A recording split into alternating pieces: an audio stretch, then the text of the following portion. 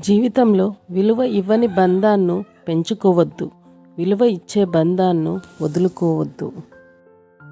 ఈ రోజుల్లో రక్త సంబంధానికి పలకరింపు అనేది లేదు.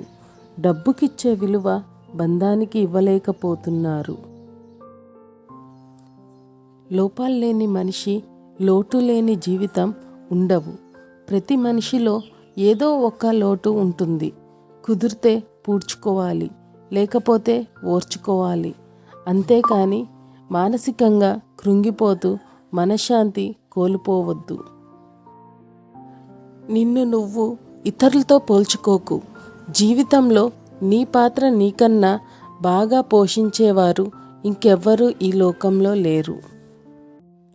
మందిలో ఒకడిగా ఉండకు. సొంతంగా ఆలోచించడం నేర్చుకో. చదరంగంలో పావుగా ఉండకు. ఆట ఆడే ఆటగాడిగా ఉండు. ఒక మనిషికి ఇవ్వాల్సిన టైంలో విలువ ఇవ్వకపోతే తర్వాత నువ్వు ఇద్దామనుకున్నా వాళ్ళు తీసుకోవడానికి ఇష్టం చూపించకపోవచ్చు. ఎందుకంటే ఆత్మాభిమానం ఒకటి ఉంటుంది కదా. కొంతమంది నువ్వు చెప్పే మాటలు ఇప్పుడు పట్టించుకోకపోవచ్చు, కానీ ఏదో ఒకరోజు మాత్రం ఖచ్చితంగా గుర్తు తెచ్చుకుంటారు. నోటికి ఇష్టం వచ్చినట్లు మాట్లాడే ముందు ఒకటి గుర్తుపెట్టుకో. మనం మాట్లాడిన మాటలు మనకు గుర్తుండకపోవచ్చు, అవి విన్న వ్యక్తికి ఎప్పటికీ గుర్తుండిపోతాయి.